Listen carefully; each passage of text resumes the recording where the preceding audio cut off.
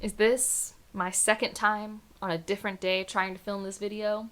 Yes, it is, because how do I talk about Terra Ignota? Whew, this is harder than Dandelion Dynasty, and Dandelion Dynasty was hard. Like, this, whew. We're gonna try it. Welcome to A Should You Reads. This is where I give you a spoiler-free review of a series so you can decide if it's worth your time, energy, money to check it out. So like all of my reviews of all types, let's just discuss how I came to it. What was my general experience? I chose to read this with a bunch of people on my Patreon last year. And of course, like all buddy reads, it starts with a lot of people and then, it kind of trickles and some people are still finishing it, but it's been very fun. And so there was definitely conversation and buddy reading, and that definitely made it a really fun experience, okay? So I wasn't reading this in isolation on my own.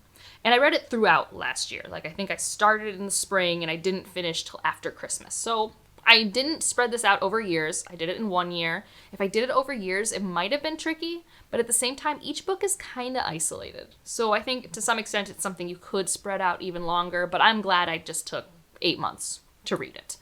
And I really liked it. My favorite is the first book, and all the other ones are fairly strong, and I think the longest and the hardest is the last book, so that one's maybe my least favorite, but at the same time, I really respect what it's doing.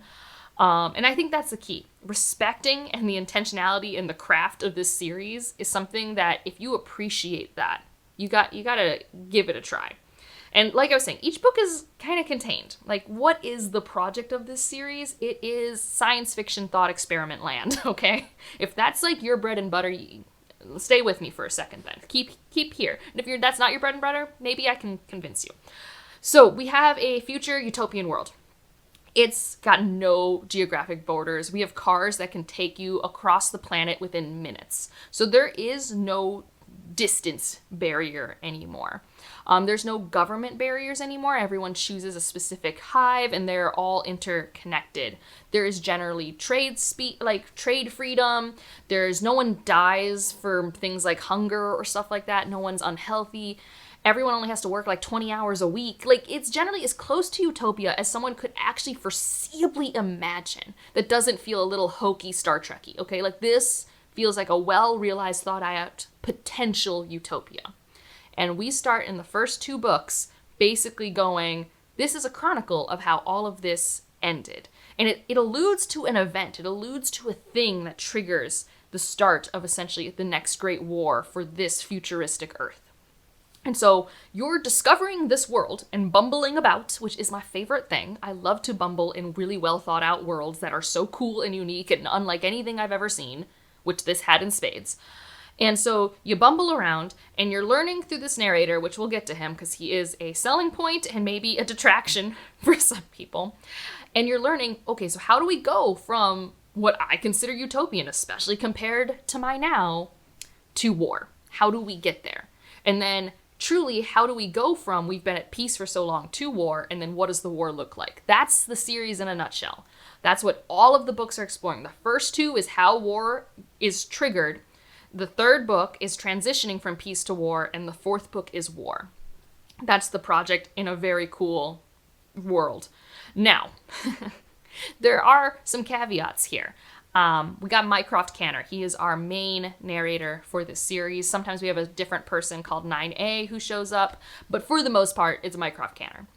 And he is an unreliable, unlikable, pretentious narrator. And maybe he's not pretentious. Maybe he's precocious, or maybe he's pompous. I don't know.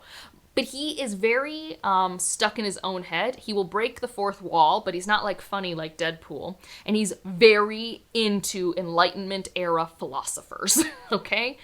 If you don't know who Thomas Hobbes is, if you don't know Voltaire, if you don't know Homeric things like the Iliad, like, I know I said Enlightenment, but like truly there's just like a lot of allusions to a lot of classic things. And honestly, I don't know everything. And some things did make more sense when I asked a friend, hey, give me the too long didn't read synopsis on what Hobbes thinks so I can understand why we're like 4th wall chatting with this philosopher real quick. And it all does tie into the greater themes of the work. But it's a little weird. I'll grant you that, and Mycroft is bizarre. But some of the most emotional and chaotic moments and the reveals have to do around this character. So he's not only our narrator, he is a major player in the events that come to pass. And unlocking that is like 10 out of 10 soap opera material. Okay? It's very good. And so the themes of this have a lot to do with government, with free will, with human agency, with the trolley problem. There's a lot with like the trolley problem of how much should we lose for us to gain this much? Is there ever a number? What makes humanity tick is a big one, such as what happens if humanity is not challenged versus challenged too much, etc. How do we prevent humanity from becoming stagnant, and what are the consequences of stagnation? That's a huge theme in this. And I'm not going to lie, I read the 3rd book on July 4th, and I've read the 4th book around the November election, and it was really interesting to read about these government changes and the flaws of the humans running the government in tandem with my real world. Okay? I think it's actually kind of one of those things where it's separate enough from our now. And it's also a completely different thought experiment from our now, but you can take things from it and relate it in a safe way. You know, I really like when science fiction lets me engage with difficult themes that I find haunting and hard to wrap my head around, but in a safe distance way, and then I can fold it in to my own life. And I think this series does that for me incredibly well. And again, it's just a really cool place, okay? First and foremost, if you read science fiction or fantasy for world building, you have to see if this writing style won't be a barrier for you or if you like it. I was scared of this. I was truly scared of the writing style of this because so many people bounce off of it. I'm not going to say that people are lying. It's a unique writing style. People bounce off of it. I completely meshed with it right away. Don't know why. Everyone compares it to like 18th century writing styles, which generally are not things that I like, at least not based off the ones that I've read. It's not like Dickens, I guess I would say. Doesn't read like Dickens to me. Is he 18th century? I'm sorry if he's 19th century and I'm like mixing this up, but I'm not very good at like my old literature. Anyways, the writing style is something that's going to work or not work, and in general, I do like the audiobooks. The first book I read completely with my eyeballs, but I use the audiobooks a lot sometimes to help with momentum, because again, Mycroft, he loves a tangent. Sometimes we get a little in the weeds, and I need some help pushing through, just a little. Oh, another cool thing I didn't bring up about this world is its relationship to religion is fascinating. I will leave it at that, but ooh. Like, there's so much that this series is trying to juggle, like so much. And I need to reread it one day because like, I feel like I got a lot of it on the first read, but there's so much that I've left on the drawing room floor. Okay, so just letting you know, it can be dense. It can be a little weird because you have this narrator that breaks the fourth wall and that's either going to work for you or it's not. And it might meander at times. But here's the thing, even when I was reading the last book, which is the hardest one for me, and it had these long chapters. At the end of each chapter, I was so satisfied. It had just such a good ending to each chapter. I'm like, what? The reveals. There are just so many unexpected reveals in this series. And there's so many unexpected emotional moments because I don't actually think this is going to be on average for people who read science fiction and fantasy, for a cast of characters that we root for to do a thing.